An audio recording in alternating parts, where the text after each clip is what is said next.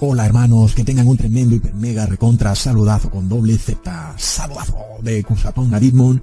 Bienvenidos a un nuevo video. Oremos hoy a nuestro Padre Celestial, Padre Santo. Te pedimos hoy que nos llenes de amor, inclusive de amor a nuestros enemigos, porque así seremos perfectos, como tú eres perfecto, porque tú haces llover sobre justos e injustos.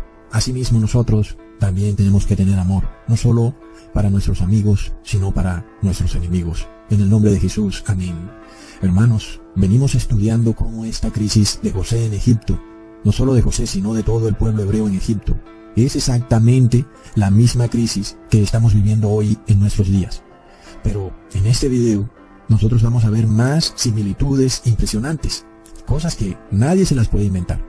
Porque bueno, en el pasado ya les he hecho videos mostrándoles estas similitudes impresionantes, sobre todo con los desastres climáticos que estamos viendo hoy en día y las 10 plagas que cayeron en Egipto. Sin embargo, hermanos, ahora nosotros vemos una similitud aún más impresionante. Cuando esta señora Christine Lagarde, que trabajaba en el Fondo Monetario Internacional en el 2014, dijo que, bueno, en ese año venían 7 años de vacas gordas. Pero ahora es Emmanuel Macron, el presidente de Francia, quien dice que ha llegado el fin de la abundancia, recontra plop. Y por supuesto, si le sumamos 7 años a 2022, eso nos lleva al año 2029, el cual es una fecha, un año demasiado interesante, porque está muy cerca de esta fecha final en donde Jesús debe haber venido ya a este mundo a rescatar a su pueblo en el 2031. ¡Qué impresionante! Pero no olvidemos también que en la ciudad de New York hay un reloj climático, el cual tiene 7 años de tiempo para que este mundo colapse finalmente. Tremendo. Entonces, se nos muestra claramente esta crisis de 7 años de vacas gordas versus 7 años de vacas flacas, tal y como José se lo reveló al faraón de Egipto en ese sueño que es conocido mundialmente y que evidentemente estos gobernantes los conocen, lo cual es muy curioso porque muchos de ellos se declaran ateos o no creyentes, pero bien que conocen estas cosas. Leamos también el otro sueño que tuvo Faraón al día siguiente en relación con ese sueño de las 7 vacas gordas y las 7 vacas flacas, en Génesis capítulo 41, versículos 5 al 7. Se durmió de nuevo y soñó la segunda vez que 7 espigas llenas y hermosas crecían de una sola caña, y que después de ellas salían otras 7 espigas menudas y abatidas del viento solano, y las 7 espigas menudas devoraban a las 7 espigas gruesas y llenas. Y despertó Faraón, y he aquí que era un sueño. Entonces, cuando José interpreta este sueño al faraón de Egipto, José se aseguró de que el faraón entendiera y le quedara supremamente claro que esta interpretación de ese sueño venía de parte del Dios Todopoderoso, y que los eventos que iban a ocurrir venían del Dios Todopoderoso. Y por supuesto el faraón de Egipto entendió esto a cabalidad. Él entendió que todas estas situaciones que ocurrían no eran producto de fuerzas erráticas de la naturaleza, del sol, sino de un poder superior que el faraón no conocía, de un ser supremo que creó el sol, la tierra, el viento, etcétera, y que es capaz de controlarlo todo. Leamos en Génesis capítulo 41, versículo 28 al 30. Esto es lo que respondo a Faraón. Lo que Dios va a hacer, lo ha mostrado a Faraón. He aquí vienen 7 años de gran abundancia en toda la tierra de Egipto, y tras ellos seguirán 7 años de hambre, y toda la abundancia será olvidada en la tierra de Egipto, y el hambre consumirá la tierra. Así que José le explica bien a Faraón que lo que iba a ocurrir en Egipto era designio de Dios. No era algo que era un producto errático al azar de la naturaleza. Y esto era algo que Faraón entendía claramente, porque él tenía un sueño. Y por supuesto que si esta situación que se iba a dar en Egipto fuera un evento errático de la naturaleza, pues ¿cómo es posible que él tuviera ese sueño? Es evidente que aquel ser que es capaz de introducir un sueño en la mente de Faraón es también capaz de controlar la naturaleza, los cielos, la tierra, el sol. Entonces, hermanos, nosotros hoy empezamos a ver un cambio abrupto, un punto de inflexión, como cuando se habla de una curva que va subiendo, subiendo, y de repente llega a un límite y empieza a bajar. Y nosotros estamos en ese límite superior, cuando ya la curva no puede seguir subiendo hacia arriba, y ahora vamos hacia abajo, hermanos, y resulta que vamos en picada. Las cosas van a ocurrir rápidamente. Hablamos de 7 años, ¿ok? Esto no es algo que va a durar 20, 30 años, sino que es un tiempo corto. Como en general hemos visto de los periodos de recesión, son muy cortos, pero son muy fuertes. Así que nosotros vamos a pasar de 7 años de abundancia, del 2014 al 2021, y ahora a 7 años de escasez, que es el inicio del 2022 hasta el 2029, y finalmente, pues esperamos que ya habrá tenido que venir Jesús a rescatarnos.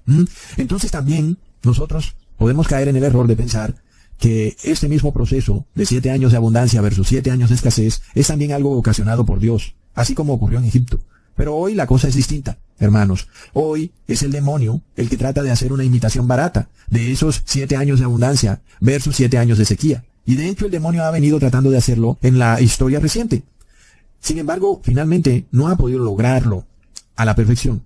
No ha podido llevar el mundo a una real sequía. 7 años de sequía, de escasez, en donde las cosas que teníamos en el periodo de abundancia son totalmente olvidadas.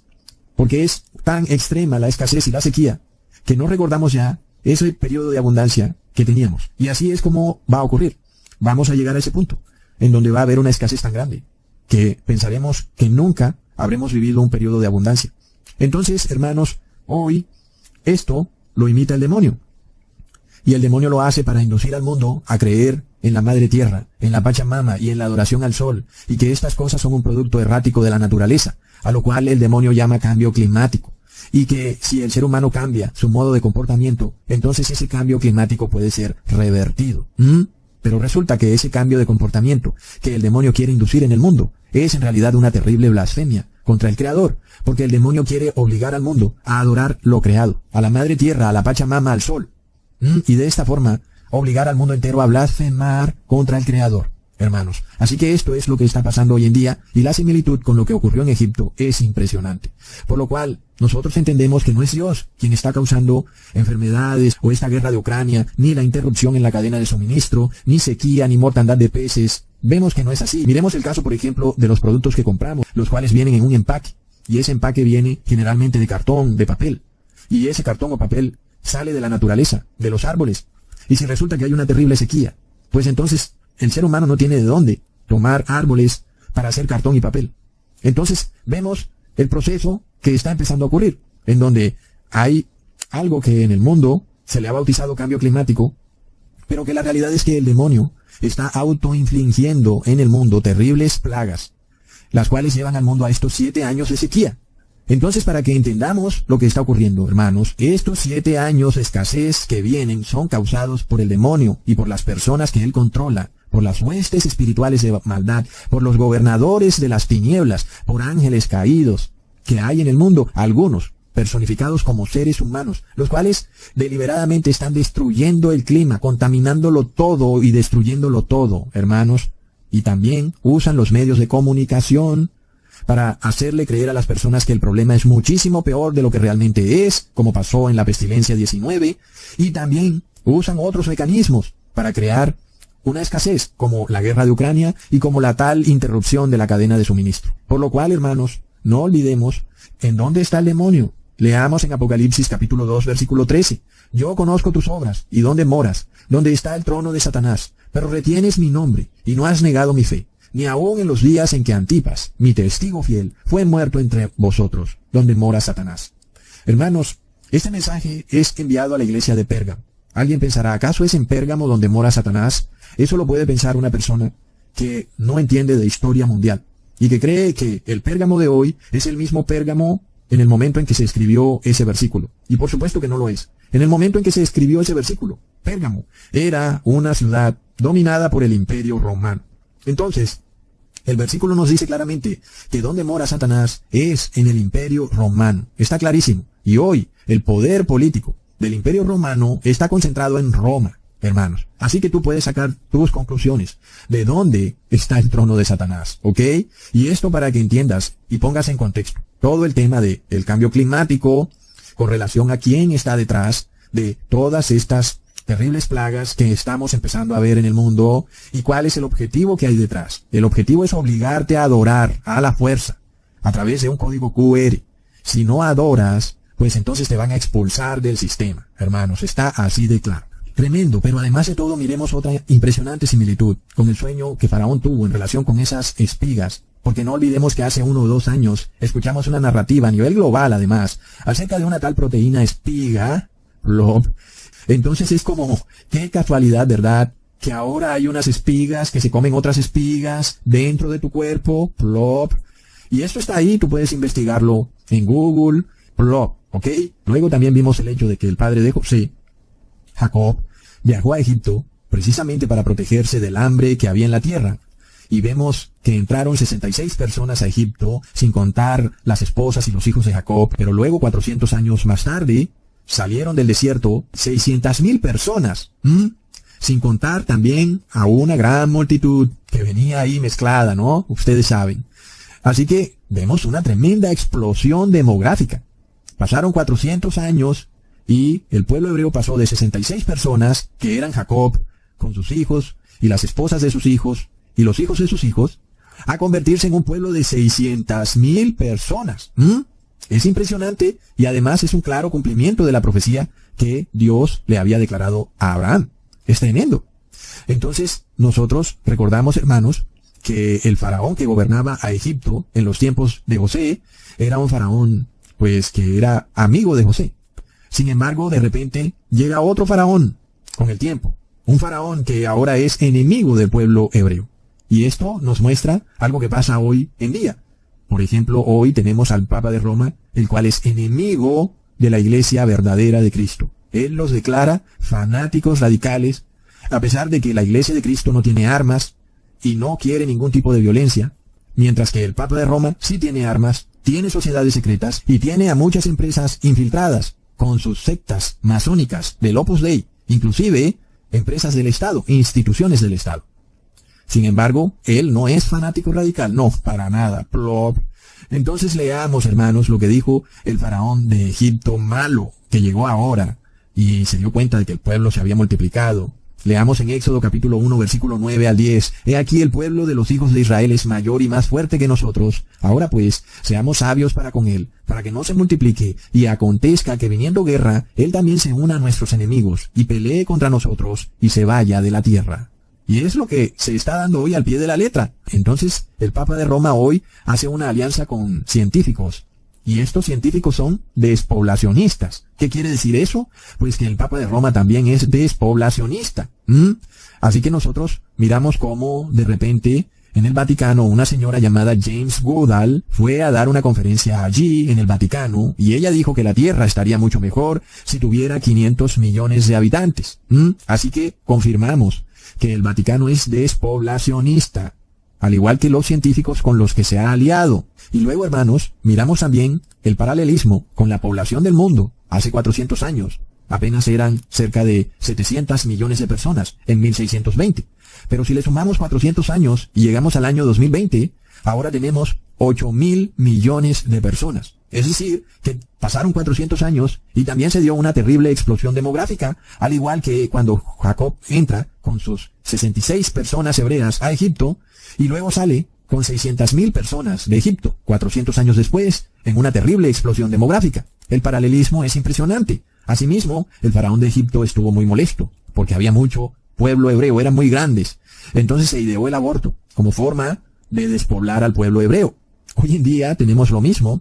El Papa de Roma se ha ideado el aborto, como forma de despoblación del mundo. Por supuesto, ellos te lo disfrazan como un derecho a la mujer, como un favor que le están haciendo a las mujeres para protegerlas de que pierdan su prosperidad mundana. Lo disfrazan como algo saludable para la mujer, para ayudarla. Asimismo, entonces, hermanos, también en los tiempos de Faraón, pues se estaba dando este aborto. El objetivo era despoblar al pueblo hebreo. Pero había mujeres temerosas de Dios, que eran parteras, que no estaban dispuestas a obedecer la orden de Faraón, a pesar de que seguramente en aquella época habrían también pastores de la prosperidad que decían que el gobernante lo puso Dios y que por tanto hay que obedecer todo lo que diga el gobernante porque viene de Dios, cuando es evidente que un gobernante que viola la ley de Dios no viene de Dios, sino del demonio. Y por supuesto un gobernante que quiere que los niños sean masacrados es un gobernante que viene del demonio, ¿ok? Algo que las personas no pueden entender hoy en día. Leamos en el mismo capítulo, en el versículo 17. Pero las parteras temieron a Dios y no hicieron como les mandó el rey de Egipto, sino que preservaron la vida a los niños. Luego leemos en el versículo 23. Aconteció que después de muchos días murió el rey de Egipto, y los hijos de Israel gemían a causa de la servidumbre, y clamaron, y subió a Dios el clamor de ellos, con motivo de su servidumbre. Esto es interesante porque miramos que el pueblo hebreo había olvidado su Dios. Lo había olvidado por completo. Sin embargo, Dios los escuchaba, porque eran su pueblo. Qué bello eso, hermanos. Es tremendo. Nosotros, además de todo, hoy empezamos a ver lo mismo, repetirse de una manera exacta. Cuando el gobierno de la Iglesia Católica y sus gobernantes, aliados con los banqueros Rothschild, tienen al pueblo endeudado hasta 30 años. Y esta esclavitud además no es solo física, sino que también es una esclavitud religiosa, en donde las personas están en estas iglesias caídas en apostasía, engañadas, en un evangelio torcido, que ni siquiera aparece en la Biblia. Pero como ellos usan algunos versículos aquí y allá, entonces el pueblo de Dios está esclavizado a un falso evangelio. Y aunque el pueblo de Dios, por supuesto, no reconoce a su verdadero Dios, porque está esclavizado, inclusive están adorando a un Dios trinitario que ni siquiera existe, pero Dios sabe que están esclavos. A pesar entonces de que la oración de este pueblo es una oración incorrecta, porque no saben ni siquiera a quién hacerle oración, porque adoran a la Trinidad, pero es el pueblo de Dios. Y aunque ellos no estén orándole correctamente a Dios, Dios escucha sus gemidos. Qué importante eso. Leamos en el versículo 24 al 25. Y oyó Dios el gemido de ellos y se acordó de su pacto con Abraham, Isaac y Jacob. Y miró Dios a los hijos de Israel y los reconoció Dios. Dios se acordó de su pacto. Qué importante, hermanos. Aunque su pueblo había olvidado ese pacto, pero Dios no lo había olvidado, porque Dios cumple sus pactos. Dios mira a su pueblo desde el cielo con amor y ternura, con misericordia, entendiendo que están sometidos, esclavizados. Y ahora Él desea cumplir su pacto con ellos. Hablamos, por supuesto, del pacto de la gracia, en donde el pueblo de Dios es liberado de toda esclavitud, sin dar nada a cambio, porque no tiene nada que dar, porque son esclavos. Es claro, y de eso se trata la gracia, en que somos liberados a cambio de nada. No tenemos dinero, no tenemos nada que dar, y por supuesto, debido a que somos esclavos, pues tampoco podemos dar nuestra lealtad, porque estamos sometidos. El esclavo está sometido a serle leal a su amo, y si no le es leal, pues el amo ya va a saber lo que le va a hacer al esclavo. Este es el sometimiento en el cual hoy en día, inclusive, también el pueblo de Dios está terriblemente sometido. Si no pagas el crédito a 30 años, te van a sacar de tu casa, van a poner a tu familia en la calle. Y tú buscas a Dios y entras a una iglesia y no te das cuenta que quien te predica es un ministro del demonio. Pero tú tratas de hacer lo que mejor puedes. Dios ve esa esclavitud, por supuesto que la ve. Y Dios sabe quién es sincero. Dios sabe quién verdaderamente está harto de ser esclavo del demonio, del Papa de Roma y de sus súbditos. Y por eso Dios se acuerda de su pacto. Y entonces empieza a rescatar a su pueblo. Esto hoy se repite de una forma impresionante cuando empezamos a ver que la inflación empieza a destruir el salario de las personas. La Iglesia Católica, aliada con los banqueros Rothschild y sus agentes en las bolsas de valores, empiezan a inflar el precio de los alimentos, de la energía eléctrica, inclusive de los servicios públicos, al mismo tiempo que empiezan a destruir el valor de tu dinero, haciéndote que sea cada vez más difícil pagar para sobrevivir. Porque todo es más caro y tu dinero vale menos cada día. No olvidemos que esta gente incluyó el agua en la bolsa de valores. No lo olvidemos, hermanos. Luego, la foto del moderno faraón nos lo dice todo, cuando se nos muestra que el agua será el próximo oro, es decir, que será el gran negocio de faraón. Con esto él pretende ganar muchísimo dinero en un mundo donde ya el combustible no será oro, sino que ahora es un contaminante. El moderno oro ahora es el agua, ¿ok? Y tú dirás, bueno, a ver cómo van a hacer para apoderarse de las nubes, porque yo voy a estar con mi jarrita cada vez que llueva, guardando agua, a ver qué van a hacer. Pero resulta que el gobernador de Nuevo León nos reveló que el Papa de Roma está fumigando las nubes para que se dispersen y para que no llueva. Y entonces ellos son dueños de los embalses, de los ríos, de los lagos, y ahora tú miras al cielo y no hay nubes. Y tú vas a abrir la llave del agua y es de propiedad de ellos. La verdad es esa. Esa llave del agua no te pertenece, tienes que pagar mensualmente, y de un momento a otro pues ellos le suben de precio. Dicen que hay un cambio climático, que algo está pasando, y ahora el precio es el doble. Pero no solo es así, sino que Faraón usa todas estas cosas para esclavizarte. El objetivo final es esclavizarte para siempre, de manera que te hagas inmundo para siempre a nuestro Padre Celestial y no puedas establecer ese pacto que Dios quiere hacer contigo. Es decir, que dejes de ser parte del pueblo hebreo. Espiritualmente hablando, por supuesto, porque hoy en día hay unas personas que están poseídas por el demonio y entonces piensan que hay que andar con un pasaporte de Israel para entrar al cielo. Es de locos, hermanos. Entonces, por supuesto que este pacto que Dios tiene es con el pueblo hebreo, y con todo aquel que quiera unirse a ese pueblo hebreo. De nuevo probándonos que no se trata de ser literalmente hijo de Jacob, sino que cualquiera que quiera obedecer ese pacto se convierte en hijo de Jacob. Hermanos. Sin embargo, bueno, no es culpa de Dios que lamentablemente nadie de Egipto pudiera convertirse en hijo de Jacob. No es culpa de Dios, ¿ok? Así que cuando vemos hoy en día que el Papa de Roma, a través de su gran poder en el mundo, empieza a causar un aumento en el precio de los alimentos, es lo mismo que hacía Faraón en el antiguo Egipto, porque él defraudaba los salarios del pueblo hebreo para obligarlos a trabajar más. Leamos entonces el pacto que Dios había establecido con Abraham en Génesis capítulo 26, versículo 3 al 5. Habita como forastero en esta tierra, y estaré contigo y te bendeciré, porque a ti y a tu descendencia daré todas estas tierras. Y confirmaré el juramento que hice a Abraham tu padre. Multiplicaré tu descendencia como las estrellas del cielo, y daré a tu descendencia todas estas tierras, y todas las naciones de la tierra serán benditas en tu simiente. Por cuanto oyó Abraham mi voz, y guardó mi precepto, mis mandamientos, mis estatutos y mis leyes. Hermanos, qué impresionante esto. Nosotros vemos a un Dios que se acuerda de su pacto. Aunque el pueblo se había olvidado de ese pacto, es que ellos no se acordaban, hermanos. Asimismo está ocurriendo hoy en día. El pueblo de Dios, debido a que estaba sometido en iglesias en apostasía, había olvidado que era heredero de un pacto. Lo había olvidado por completo. Y esto se debe a que el Papa de Roma les había hecho creer que ese pacto ya no era válido. El pacto de Abraham. Hoy el Papa de Roma te habla de otro pacto. El pacto de la justicia climática. El pacto del bien común, de la justicia social. El pacto de los 10 mandamientos climáticos. El pacto de una falsa gracia en donde tú puedes violar la ley de Dios todo el tiempo que quieras. Pero no te habla del verdadero pacto. El pacto de Abraham, en donde tú obedeces las leyes de Dios y entonces estás cobijado bajo el pacto de Abraham. De ese pacto no te hablan ni los pastores ni los curas. ¿Por qué? Porque ellos pertenecen al sistema de Egipto. Ellos están aliados con los gobernadores de Egipto y su objetivo es esclavizarte para que no puedas ser parte del pueblo hebreo. ¿Entiendes? Porque resulta que tú eres heredero. Hay una herencia que está para ti disponible y la herencia es que eres hijo de Abraham y que puedes reclamar ser parte de ese pacto de Dios. Porque hay un Dios en el cielo que dice, me acuerdo de mi pacto. Y el pueblo en la tierra dice, ¿cuál pacto? Yo no sabía que yo era heredero de algún pacto. Impresionante, hermanos. Entonces, este pacto que Dios le entrega al pueblo hebreo en Egipto, Dios se lo entrega por gracia, porque el pueblo hebreo está esclavo en Egipto. No tiene nada que dar, no está guardando las leyes, porque es esclavo, no puede reposar en el sábado, porque Faraón no se los permite. Literalmente ese pueblo está esclavizado, así que obviamente ese pueblo no ha hecho nada para merecer que Dios se acuerde de ellos, por lo cual es evidente que Dios se acuerda de ellos por gracia.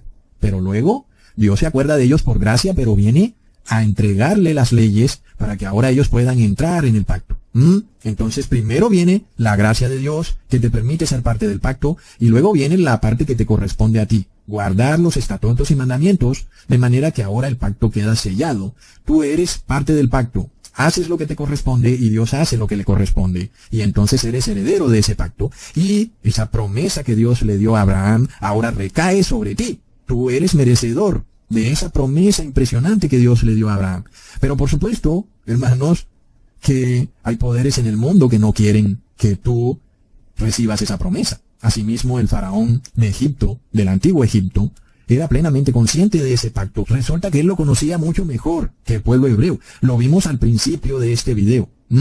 Porque él se da cuenta que el pueblo hebreo está creciendo y que se va a hacer más grande que el pueblo de Egipto. Y resulta que eso coincide con la promesa que Dios le da a Abraham cuando decía, abro comillas, haré tu descendencia como las estrellas del cielo. A ti te daré esta tierra por heredad. Es decir, que el pacto que Dios hace con Abraham y la promesa que le da a Abraham es que Abraham sería una gran nación, poderosa por supuesto, porque sería tan grande como las estrellas del cielo. Y en aquella época, el número de hombres que tenía una nación, pues era lo que le daba el poder. Evidentemente, entre más soldados tuvieras, pues quería decir que ibas a derrotar a aquella nación que tuviera menos soldados.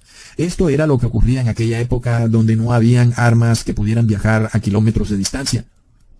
La persona solamente tenía un cuchillo y si mucho tenía un arco, así que el número de los soldados era lo que le daba el poder a una nación.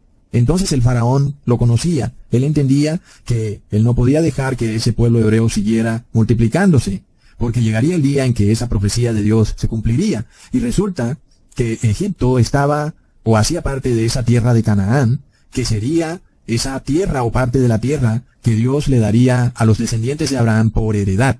Entonces, hermanos, nosotros vemos que los poderes del mundo, los gobernadores de las tinieblas, conocen esta profecía. Ellos hoy son los ángeles caídos, los demonios de Lucifer. Ellos saben perfectamente que si este pacto de Dios se establece y se cumple con un pueblo aquí en la tierra, pues ellos serán desterrados de la tierra para siempre, serán arrojados al lago de fuego, donde morirán por siempre, y se cumplirá a la perfección que el pueblo de Dios será quien tome este mundo por heredad. Así que a ellos no les queda otra opción que evitar que tú heredes ese pacto.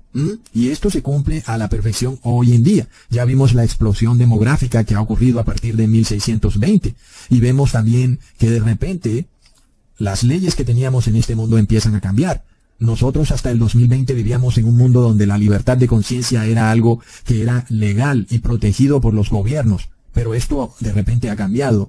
Ahora están los científicos quienes deben decirte en lo que tú tienes que creer, pero resulta que esos científicos son despoblacionistas. Quieren precisamente evitar que tú recibas esa herencia, ese pacto que Dios tiene para ti. Es impresionante. Y por supuesto, también había mucha parte del pueblo de Dios hoy en día que estaba esclavizado y que estaba engañado por la televisión y por los curas y pastores, por los científicos, y las personas decían: bueno, Dios existe, pero venimos del mono.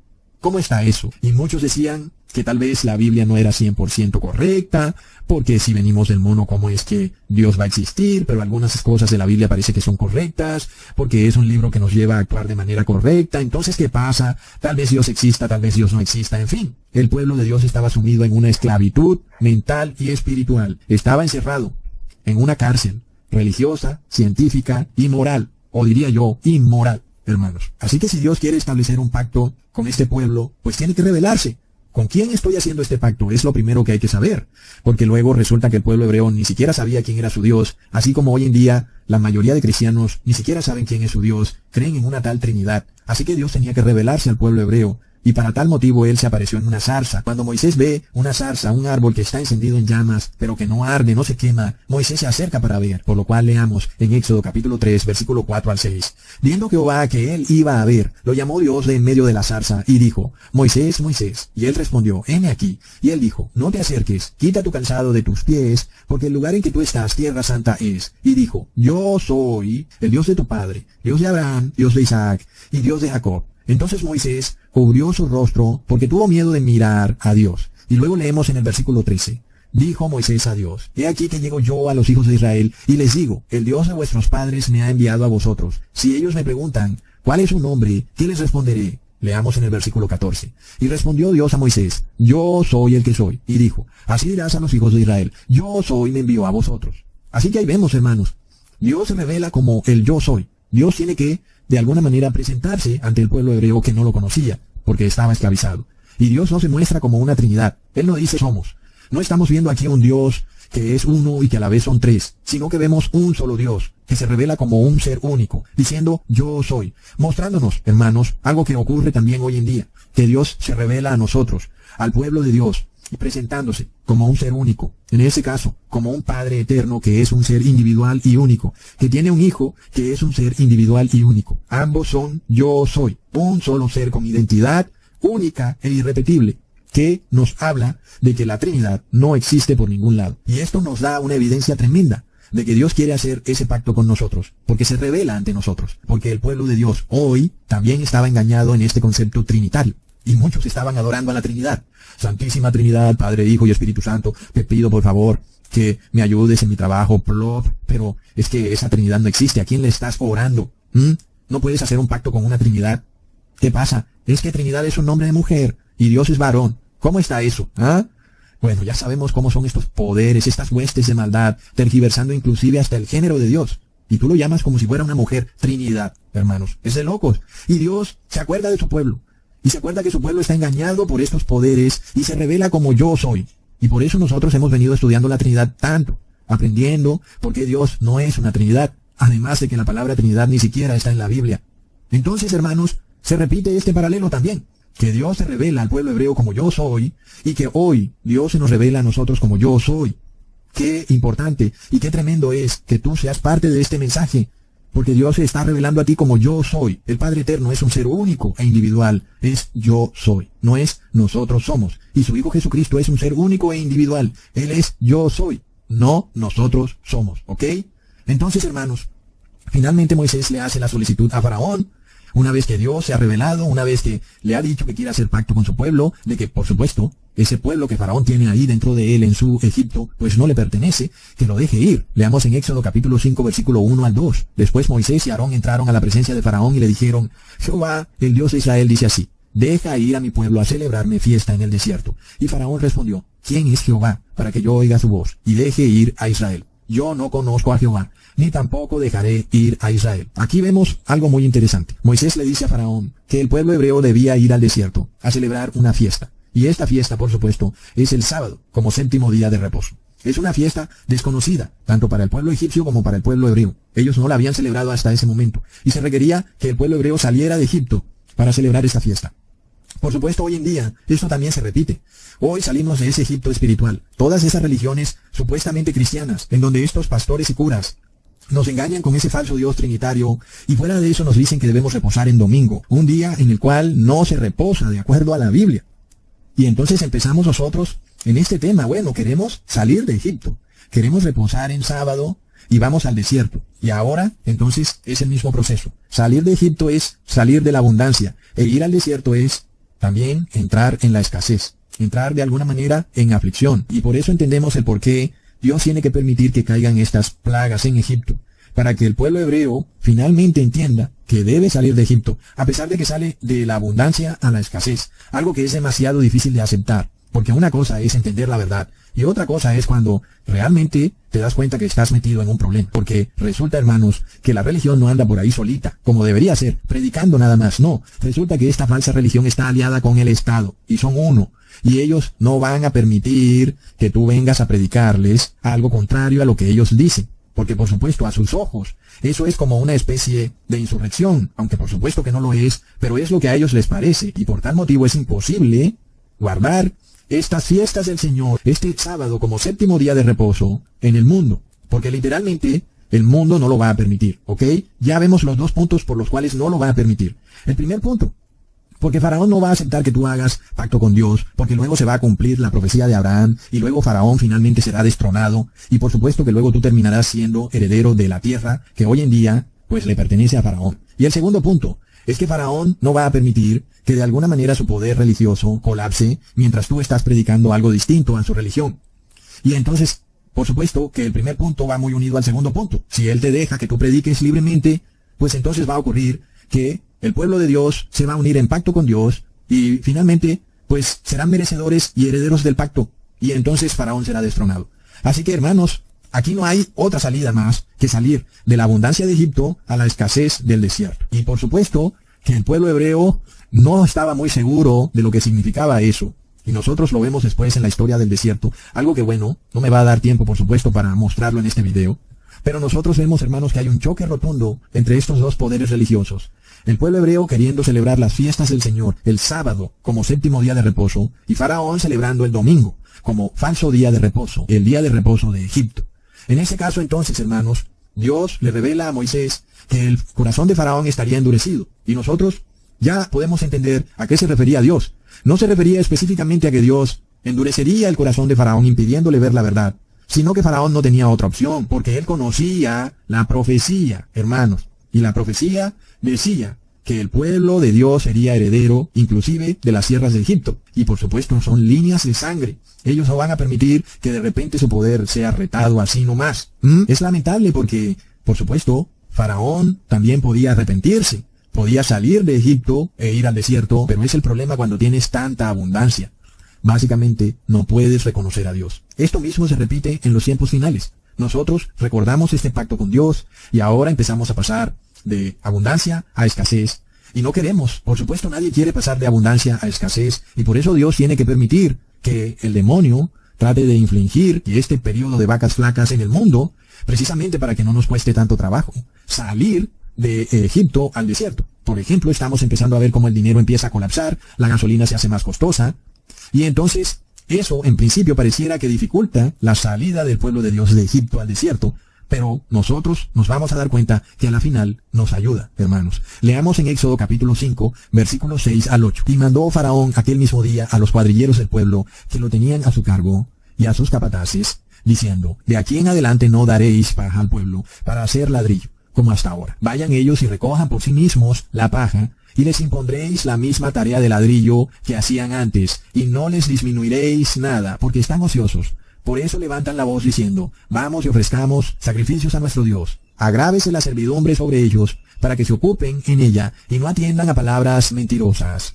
Nosotros, hermanos, vemos una similitud impresionante cuando vimos la noticia en donde el presidente Biden había contratado una cuadrilla de 87,000 agentes para recaudar impuestos. Y sabemos que esto, hermanos, es algo que van a repetir todas las naciones del mundo. Y uno se pregunta, wow, hermanos, es tremendo, los impuestos no bajan, antes suben, y fuera de eso, entonces ahora los van a fiscalizar aún más, pero no contentos con eso, el precio de la gasolina sube. Los costos de los servicios públicos se incrementan, la energía, el agua, el gas, todo se pone más costoso. Y eso pareciera que nos impide liberarnos de Egipto. Leamos en el versículo 13 del mismo capítulo. Y los cuadrilleros los apremiaban diciendo, acabad vuestra obra, la tarea de cada día en su día, como cuando se os daba paja. Esta es la demanda de hoy. Tienes que seguir trabajando, sigue pagando los impuestos y hasta más. A pesar de que todo sea más costoso, tienes que seguir adelante. Y el Papa de Roma declara que hay que pagar impuestos, y por supuesto uno estaría de acuerdo con eso, pero es que todo sube, y el dinero vale menos todos los días, y se hace difícil. No es que esté diciendo que no hay que pagar impuestos, sino que quisiéramos que no pusieran tantos impuestos. El Papa de Roma dice, suban los impuestos, y paguen los impuestos, plop, hermanos, y entonces toman el dinero físico y lo convierten en dinero virtual, para que tengas que pagar impuesto aún por lo más pequeño, cosas que son minucias, pero ahora el Estado conoce hasta el último centavo que tú ganas, todo lo que tú tienes. Entonces de repente pareciera que esto nos dificultaría salir de Egipto. Y es que esa es la intención del moderno faraón, hermanos, precisamente sobrecogernos con más trabajo, más filas, más deudas, más impuestos. Todo es peor, el dinero vale menos todos los días. El Papa de Roma dice, hay que pagar. Nosotros somos cristianos y decimos, hay que pagar. Pero por supuesto no damos abasto. Por supuesto, de repente el pueblo hebreo se da cuenta que las cosas no salieron como ellos pensaban. Ellos pensaban ir a donde Faraón y decirles, vamos a ir al desierto. Y Faraón decirles, bueno, no hay problema. Pero Dios sabía que eso no iba a funcionar. Ni desde el lado de Faraón, ni desde el lado del pueblo hebreo. Que cuando estaría en el desierto, se daría cuenta que estaría en escasez. Y esa escasez haría que el pueblo hebreo se devolviera a Egipto. Así que Dios tenía que manejar el asunto de tal manera que el pueblo hebreo no tuviera más opción que salir al desierto y no poder devolverse a Egipto. Es decir, hermanos, que Dios está haciendo las cosas de tal manera para que tú te salves sí o sí. Y si no te salvas, ya es porque tú eres demasiado renegado, ¿ok? Pero de parte de Dios, Él hará las cosas de una manera que para ti sea imposible simplemente quedarte en Egipto y que tú tengas que mirar hacia el desierto. Algo que en principio ninguno de nosotros quiere. Nadie quiere vivir en escasez. Pero Dios va a mover las cosas de tal manera que tú prefieras ir al desierto. Por supuesto, entonces el pueblo hebreo se dio cuenta que ahora se había ganado un problema inesperado. Ellos pensaban que todo iba a ser simplemente, bueno, pueblo hebreo, hasta pronto, feliz viaje en el desierto, pero así no eran las cosas. Leamos en el versículo 21, mire Jehová sobre vosotros, diciéndole el pueblo hebreo a Moisés, pues nos habéis hecho abominables delante de Faraón y de sus siervos, poniéndoles la espada en la mano para que nos maten. Ahora se empieza a establecer una división muy clara, hermanos, entre el pueblo egipcio y el pueblo hebreo. Una división que antes el pueblo hebreo parecía no entender, a pesar de que ellos eran los esclavos. Pero ellos estaban en la abundancia, aún siendo esclavos. Y por tanto, no les importaba ser esclavos. Algo que ocurre hoy también en día. Muchas personas son esclavos gustosos, porque tienen abundancia, y tienen muchas cosas, dinero en sus casas, y porque tienen muchos productos electrodomésticos, lavadoras, secadoras, microondas, neveras, y todo es muy fácil. Y por tanto ellos son felices siendo esclavos. Porque no les importa, porque prefieren la abundancia. Y por supuesto Dios era consciente de ese problema. El ser humano no quiere abandonar la abundancia para ir a la escasez. Y por esto crea una división terrible entre el pueblo egipcio y el pueblo hebreo. Ahora las cosas son diferentes. Ahora el pueblo egipcio empieza a tenerle odio al pueblo hebreo. Ya no son más aquellos esclavos buenos. Ahora son unos esclavos que se hacen odiosos al pueblo egipcio y que le traen problemas a Egipto. Y esta división es la que empezamos a ver hoy en día. Hay una división terrible. Y lo mismo va a pasar cuando empiecen a desatarse más desastres en el mundo. Y el pueblo de Dios guarde el sábado y el pueblo egipcio guarde el domingo. Y ellos declaren que por guardar el domingo, entonces esas plagas ya no están. Y como obviamente eso nunca va a pasar, entonces se van a poner muy molestos, porque van a decir que las plagas continúan, porque hay ciertas personas que no guardan el domingo, sino que guardan el sábado. Y entonces empieza este problema, una división. Y la Iglesia Católica es experta en crear división en todas las naciones donde ella tiene poder. Y nosotros vamos a ver esa terrible división que se va a dar hoy en el mundo. Leamos en el versículo 22 al 23 en el mismo capítulo. Entonces Moisés se volvió a Jehová y dijo, Señor, ¿por qué afliges a este pueblo? ¿Para qué me enviaste? Porque desde que yo vine a Faraón para hablarle en tu nombre, ha afligido a este pueblo, y tú no has librado a tu pueblo. Ya Moisés empieza a sentir la aflicción, y empieza a darse cuenta que la cosa no es como él pensaba, así de fácil. Y esa aflicción es buena, porque recordamos que el pueblo de Dios es perdonado de sus pecados. Pero para eso, pues debe arrepentirse. Y la aflicción nos lleva al arrepentimiento. Pero el ser humano nunca quiere estar en aflicción. Así que Dios tiene que, de alguna manera, permitir que haya aflicción. En un momento Moisés no entendía el porqué de esto, y no sabía que era un proceso necesario para despojarse del mundo egipcio. Moisés decía que había que ir a celebrarle fiesta a Dios en el desierto, pero Moisés no recordaba que una de esas fiestas es el día de la aflicción. Un día en donde el pueblo se aflige, y esto es lo que Dios tiene que permitir hoy también. Leamos en el capítulo 6, versículos 6 al 8. Por tanto dirás a los hijos de Israel, yo soy Jehová, yo os sacaré debajo de las tareas pesadas de Egipto, y os libraré de su servidumbre, y os redimiré con brazo extendido, y con juicios grandes, y os tomaré por mi pueblo, y seré vuestro Dios, y vosotros sabréis que yo soy Jehová vuestro Dios, que os sacó de debajo de las tareas pesadas de Egipto, y os meteré en la tierra por la cual alcé mi mano jurando, que la daría a Abraham, a Isaac y a Jacob, y yo os la daré por heredad, yo Jehová. Hermanos, nosotros vemos un cumplimiento exacto de esto en los últimos tiempos, pero ahora Dios se hace cargo de esa aflicción para llevar al pueblo a una liberación. Dios promete grandes juicios. Es decir, el pueblo no se va a ir de Egipto así como así. No, va a haber una liberación y esa liberación va ligada a un juicio. Muy importante entenderlo en los últimos días, hermanos. La liberación va ligada a un juicio. Y aquí es cuando entendemos el por qué empiezan a caer sobre el mundo todo tipo de desastres. Porque la liberación va ligada a un juicio. Leamos en Éxodo, capítulo 7, versículo 1 al 2. Jehová dijo a Moisés, mira, yo te he constituido Dios para Faraón, y tu hermano Aarón será tu profeta. Tú dirás todas las cosas que yo te mande, y Aarón tu hermano hablará a Faraón, para que deje ir de su tierra a los hijos de Israel. Jehová establece a Moisés por Dios de Faraón. ¿Acaso esto quiere decir que ahora Faraón debe adorar a Moisés? La respuesta es no. Esto es de suprema importancia, porque hoy en día hay algunos gobernantes siendo instruidos por la Iglesia Católica, de que ellos son como Dios, y que nosotros, por tanto, tenemos que de alguna manera adorarlos. Esto es de locos, hermanos, y esto ocurre por la ignorancia al leer la Biblia. Cuando nosotros buscamos la palabra fuerte del idioma hebreo original, vemos que aquí esta palabra en minúscula, Dios, es también traducida como jueces. Es decir, que en este caso Moisés es puesto por juez ante Faraón, no como un Dios al que él tiene que adorar, sino como un juez. Es decir, que el juicio de Dios no ocurre en la tierra sin que esté de por medio participando en ese juicio su Iglesia Santa. Nosotros vemos que esto también se repite en los últimos días, como les dije. El Papa Francisco es un gobernante, pero a la vez es también el líder de una iglesia, porque él es el rey del Vaticano, pero a la vez es el líder de una iglesia. Es decir, hermanos, que él representa una unión inmunda de iglesia y Estado. Asimismo, todo líder religioso que esté en la cama con los gobernantes hoy en día, entonces va a ser juzgado, viene un juicio, y nuestro Padre Celestial ha puesto su iglesia como juez del mundo, de todos los seres humanos y aún de los gobernantes, ¿ok? Por lo cual, aunque parezca, en algunos casos, que algunos hermanos son llevados a la cárcel, o que algunos sean mártires, la realidad es que espiritualmente hablando, ellos son jueces, no solo del gobernante, sino también del pueblo que está de acuerdo con que sean condenados injustamente los que son miembros de la iglesia de Dios. Así que este juicio es el que nosotros vemos también en Egipto. Y asimismo, como Moisés fue puesto por juez de Faraón, asimismo nosotros, como Iglesia de Cristo, somos puestos por jueces de los gobernantes de la tierra y el mundo. No somos como los jueces de la tierra, que tienen relojes Rolex, por supuesto que no, sino que somos personas del común, que espiritualmente hablando somos jueces porque predicamos la verdad. Nosotros predicamos el verdadero día de reposo, predicamos el verdadero Dios yo soy, y predicamos la verdadera ley de Dios. Y si nosotros predicamos eso, y de repente el corazón de los gobernantes de la tierra y de los moradores del mundo se endurece, así como se endureció el corazón de Faraón, entonces nosotros seremos como jueces para ellos, porque habremos dado testimonio de que les predicamos la verdad y no la aceptaron.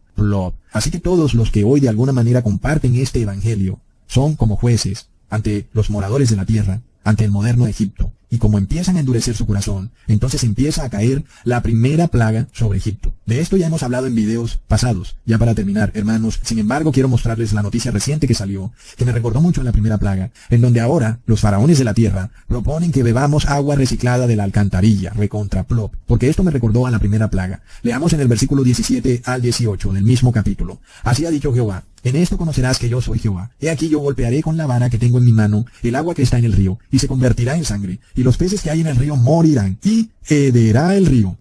Y los egipcios tendrán asco de beber el agua del río. Es tremendo, hermanos. Miremos esta noticia, en donde se han pasado ahora leyes y normativas para que las empresas puedan usar agua de la alcantarilla para sus productos. Es decir, hermanos, que si el río hiede o huele feo porque está contaminado, y hay peces muertos en el río, y ese río está mezclado con agua de alcantarilla, de acuerdo a esas nuevas leyes, las empresas, inclusive empresas de acueducto, podrán usar esa agua, no solo para dársela a beber a los seres humanos, sino también para fabricar productos. Y uno se pregunta, ¿será por eso que nos han estado dando ese refresco negro, llamado, bueno, ustedes saben, ¿no?, la bebida negra? ¿Será para irnos preparando a beber agua negra de ríos putrefactos, en donde tal vez ellos le quiten el olor y hasta el sabor, pero que tenga aún ese color negro? Porque, hermanos, esto no es ni siquiera especulación, porque ellos ya pasaron estas leyes, en donde cualquier empresa, en momentos de escasez de agua, ahora tiene licencia para usar aguas de alcantarilla y reciclarlas, y pueden inclusive hasta fabricar gaseosas o cerveza, o helados, o cualquier producto que ellos quieran. Después de todo, no olvidemos que ellos tienen ingredientes químicos que pueden cambiarle el sabor y el olor a un producto, y pueden inclusive darle otro sabor a un producto. Por ejemplo, cuando pueden hacer que algo sepa a limón, un saborizante de limón, aunque no tiene limón. Asimismo podrán hacer con esta agua de alcantarilla, porque hoy tenemos leyes que permiten estas cosas. Leyes que antes no existían, pero uno se pregunta, ¿será que lo hacían? Y que ahora estas leyes vienen simplemente a legalizar algo que ya se hacía. Porque a la final, hermanos, no olvidemos que es una agenda, el derramar el agua de las alcantarillas en los ríos. Es algo que se hace por agenda, ¿ok? Precisamente para causar las plagas, o lo que hoy llaman desastre o cambio climático. Entonces, prácticamente tal vez esto es algo que ya se venía haciendo, y que ahora solo lo están regulando, lo están convirtiendo en algo legal, pero que a la final ya todo el mundo estaría casi que bebiendo una semiagua de alcantarilla, porque bueno, si el agua negra de alcantarilla cae en los ríos, y luego el agua de acueducto saca su agua de esos ríos, entonces de alguna manera ya estamos bebiendo agua de alcantarilla reciclada, porque nosotros sabemos que en Sudamérica la mayoría de los ríos están putrefactos, y uno se pregunta, entonces ¿de dónde pepinos traen el agua para beber si la fuente de agua que más agua trae, que es el río, está totalmente putrefacta? Tal vez ellos dirán que viene de alguna laguna muy lejana, pero ¿será cierto, hermanos? Bueno, todos a veces damos por sentado ciertas cosas, que nos parece que es apenas lógico que se use agua pura y limpia para tomar, y que a una empresa del acueducto jamás se le ocurriría tomar agua de una fuente contaminada con precisamente agua de alcantarilla. Como que esto nos parece totalmente lógico, ¿verdad? Pero luego sale la noticia, esto ya es noticia vieja del 2020, pero en este año volvió a salir, donde ellos lo han convertido en ley, y no que era algo lógico que a nadie se le iba a ocurrir usar agua de alcantarilla para beberla y para suministrarla en el acueducto. Pues parece que ya no es tan lógico, parece que ahora lo lógico es usar agua de alcantarilla para el acueducto, o inclusive para fabricar productos. Así es la lógica del hombre, hermanos. De repente aquello que era ilógico se vuelve lógico, y lo que era lógico se vuelve ilógico. Así es el ser humano, y así es Babilonia, es pura confusión. Entonces hay malas noticias, hermanos. Tal vez ya estemos consumiendo agua de alcantarilla reciclada. Así que cada quien que se aperciba, cada quien que empiece a mirar cómo filtra su agua, o de dónde obtiene su agua, porque la cosa viene grave, hermanos. Son juicios que están cayendo. Como les dije, el faraón no va a dejar salir al pueblo de Dios así como así, sino que tiene que haber un juicio. Un juicio por el corazón endurecido de estas personas que además dan prueba de su corazón duro al hacernos beber agua de alcantarilla desodorizada, sin que sepamos. Recontra plop. Y no olvidemos que esta noticia salió en Argentina, y también la vi en Venezuela, pero recientemente la vi en Argentina, en donde salió agua negra de la llave del agua, pero luego la empresa de acueducto dijo que no pasaba nada porque no tenía olor, ni tenía sabor raro, solo tenía un extraño color, pero que no era nada grave. Y en fin, hermanos, así que ustedes ya ven por dónde va la cosa. El pueblo de Dios no va a salir de Egipto así como así. Tienen que venir juicios sobre el mundo. Y estos juicios van a llevar a que el pueblo de Dios entonces pueda tomar esa decisión de salir de la abundancia de Egipto a la escasez del desierto. Hasta pronto, hermanos.